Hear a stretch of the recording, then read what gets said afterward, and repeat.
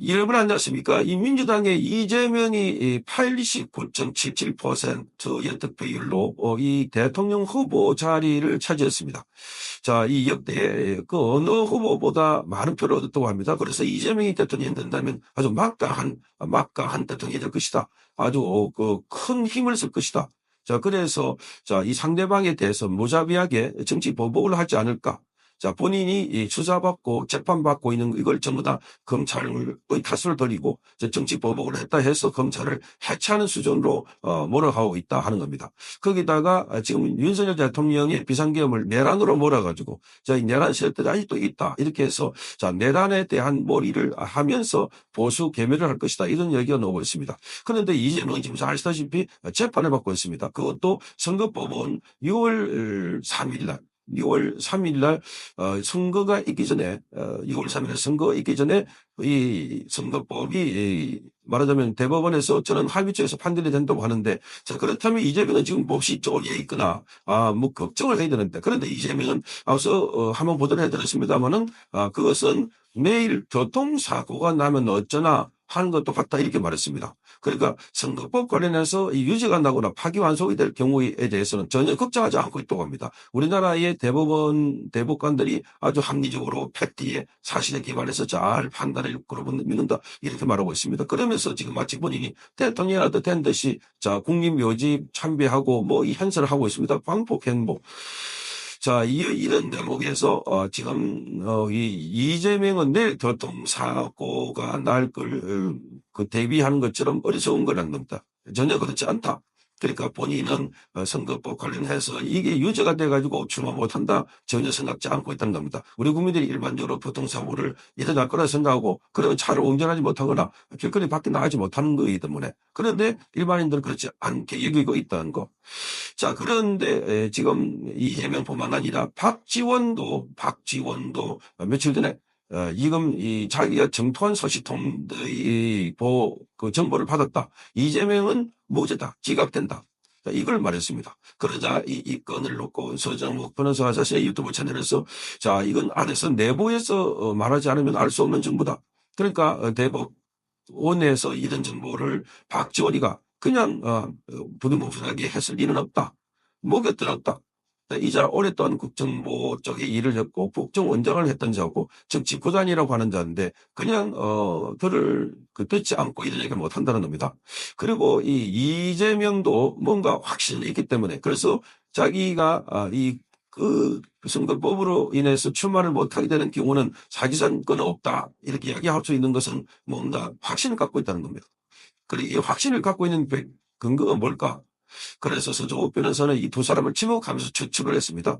확신을 하면서 이 두 사람을 지목하면서 이게 근거가 있는 게 아니고 본인이 추측을 해보니까 자 안에 내부에서 이 정보를 알려주는 사람이 있는 것 같다. 이게 아주 중요한 보도라서 제가 이 서정욱 변호사의 유튜브 채널을 보고 이런 거 다시 전달해드립니다. 지난번에 헌법재판소에서 자 우리 윤석열 대통령이 기각할 것이다. 5대3 내지는 4대4로 기각할 것이다. 이렇게 믿고 있었는데 나중에 보니까 8대0으로 완전히 뒤집어져 버렸다.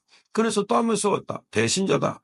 정형식, 조한찬, 김복현 자, 이런 이야기가 나와서 또 이 판결이 임박해지는 가운데 지금 여기에 이재명이나 박지원 이런 발언을 그냥 허투루 넣은 것이 없는 뿐만 아니라 자, 오늘 아침에 또 중앙일보 기사를 보면 여기 조희대 대법원장은 지금 사람을 만나지 않고 있다고 합니다. 대법원의 이재명의 선거법이 넘어온 뒤로 맡은 뒤로부터 원래 있는 행사도 취소해버리고 오늘은 AI위원회가 출범하는데 거기도 가지 않았다. 그리고 25일 날에는 법의날 행사가 있었는데 거기도 취소해버렸다 가지 않았다. 자 직원들 경조사를 챙기면 하지 않는다. 자 그 부주만 대신한다. 축의금만 대신한다. 이런 식입니다. 그 지난번에 윤석열 대통령에 대한 이 재판, 윤석열 대통령에 대한 체포 이때는 가만히 있던 조희대가 갑자기 이재명 사건에 넘어오니까 야 나는 지금 움직이지 않는다. 있는 행사도 다 취소해버렸다. 그렇게 하면서 두문불출하고 있다고 합니다. 이런 보도가 왜 나올까? 그러니까 조희대가 그냥 일상적인 자기 업무를 해도 전혀 관계없는데 자 이런 걸 보면 뭔가가 좀 수상하다. 또 나중에 뒤통수를 맞았다라고 하지 않을까. 그래서 지금 서정욱 변호사가 지목한 두 사람이 있습니다. 안에 내부 이제 소식통을, 그런 내부 소식통은 뭐냐, 이 윤석열, 이재명에 대한 기가 소리를 들은 것 같아. 그래서 그 소리를 전달해주는 참고가 누굴까? 그는 대법관이 아니면 불가능하다. 자, 그래서 그 대법관을 지목한 사람이 바로 천대엽 법원행정처장입니다. 천대엽은 대법관이면서 법원행정처를 맡고 있는데 법원행정처는 대언론, 대국회 얘기 맡고 있는 대국회. 그러니까 천대엽은 기본적으로 김명수가 임명한 좌편향 인물입니다. 그래서 지난번에도 윤석열 대통령에 대해서 지기현 부장판사가 구속을 취소해버리니까 검찰로 하여금 빨리 즉시 항고하라라고 했던 장 권기자입니다. 천대 머리 거역해야 하던 국회 나오는 자. 그러니까 이 사람은 계속해서 국회에서 입법사위원들을 만나고 접촉하고 매부에 나와서 하는 일이 업무 거리되니까. 그래서 박지원하고 연결돼 있지 않을까. 그리고 본인은 재판에 업무에 관여하지 않으니까. 재판 관여 안 하니까. 그래서 그렇게 정보를 조설 가능성 확신이 아니고 이게 텐트가 아니고 추측을 한다는 겁니다. 단정하지 않고. 그리고 또 한 사람을 꼽으라고 하면은 바로 노태악. 노태악은 중앙선관위원장이면서 자 이번에 이재명의 재판에서 회피했습니다. 나는 거기 선관위 업무를 맡고 있기 때문에 그래서 이재명의 선거범이니까 회피한다 했는데 전혀 관계없는 업무입니다. 선관위 위원장하고 선거법 관련해서 뭐 김웅미를 몰랐다 하고 국토부의 용도 변경은 국토부 협박으로 인해서 백현동의 용도 변경을 했다는 거 전혀 관계없는데 미리 지리짐작으로 나는 거기 빠질게 하고 빠져놓고 지금 뭔가 아이프라인을 대가지고 알려주고 있는 것 아닐까. 노태악.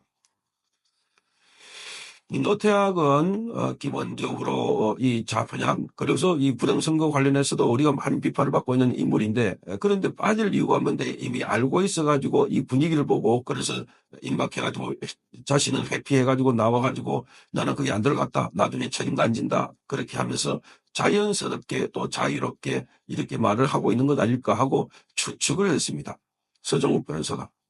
자, 그러니까 이게 좀 일리가 있고 합리적이다 싶은 것은 거기다가 오늘 제가 설명해드린 것처럼 조희대 대법원장까지 나는 사람 안 만날래. 자, 이 안에 있는 대법원 안에 있는 형사도 참석하지 않는다. 자, 이런 게 너무나 몸을 살리고 너무나 뭔가 오버 액션을 하는 이런 게 보인다는 겁니다.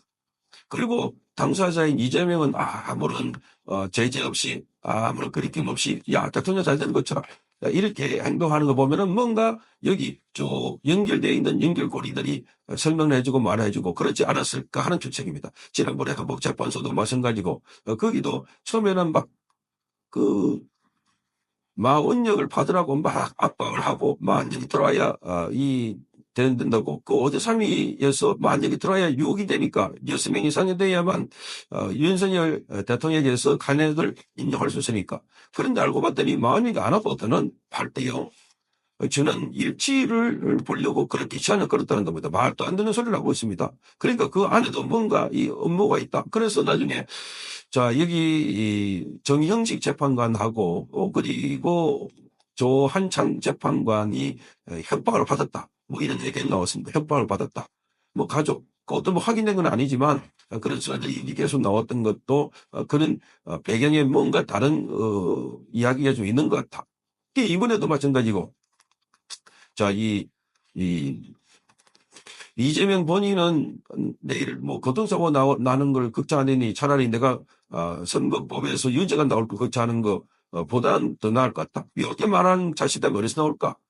그리고 박지원도 자 구전 3주 전에 나는 다 들었다. 정통 소시동 들었다. 이런 얘기를 하는 걸 봐서는 누군가가 안에서 알고 이미 알고 붙들어있지 않았을까 하는데 그 알고 있는 사람 붙들었다는 사람을 추측하는데 자, 지금 재판에는 관여하지 않고 있지만 대법관 두 사람이다 하는 이야기가 나왔습니다. 자, 뭐 이 두 사람이 맞는지 안 맞는지는 나중에 다 지켜봐야 되고 또 뭐 요원이 알려지지 않을 수도 있겠지만 어쨌든 지금 사법부를 불신하고 있는 우리로서는 이런 소리 하나만 들어도 경계를 해야 된다.